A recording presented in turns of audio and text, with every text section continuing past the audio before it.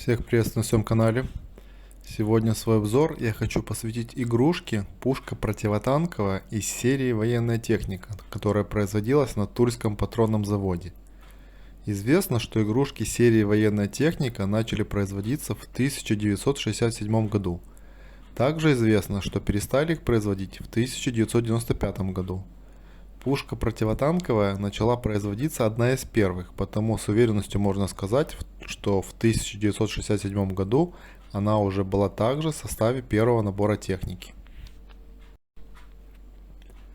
Тульская пушка противотанковая является копией игрушки производителя Dinky Toys. Прообразом для этой игрушки послужила реальная 87,6 мм английская полевая пушка-гаубица Royal Ordnance Quick Firing 25 Pounder или просто 25-футовка, которая была принята на вооружение перед Второй мировой войной и была основной артиллерийской системой в британской армии до начала 60-х годов. Пушка-гаубица входит в число лучших орудий Второй мировой войны благодаря универсализму применения. Несмотря на свой небольшой калибр, по сравнению с другими орудиями той эпохи, 25-фунтовка была снята с вооружения только из-за проводимой в НАТО политики стандартизации вооружений. Последний раз 25-фунтовое орудие использовалось в бою британскими войсками в Омане в 1972 году. Игрушка пушка противотанковая выпускалась под номером 2 в серии военная техника. Сделана эта игрушка почти полностью из металла и красилась оружейной краской, так как производилась она в литейном цехе патронного завода. Пластиковыми деталями у него являются только колеса.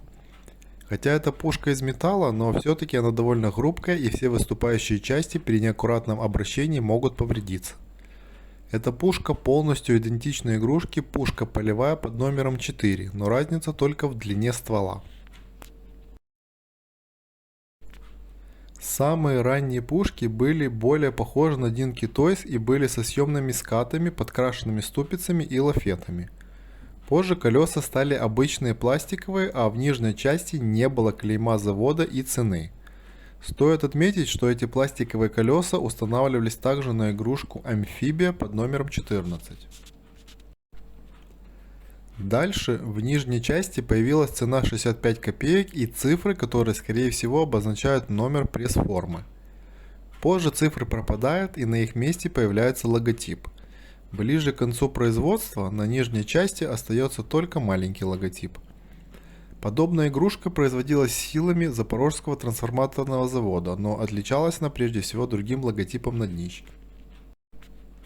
В моем обзоре представлена пушка более массового периода выпуска конца 80-х годов. На нижней части есть и логотип, и цена. На коробке стоит год выпуска 1988. Коробок к этой игрушке, судя по всему, было несколько разных вариантов, которые отличались по дизайну, цвету и надписям. В составе наборов размещался просто в общей коробке в выделенном ему месте в пенопласте.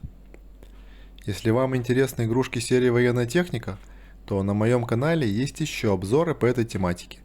Переходите по ссылке, которая появилась у вас сейчас на экране. Всем мирного неба над головой и до новых встреч!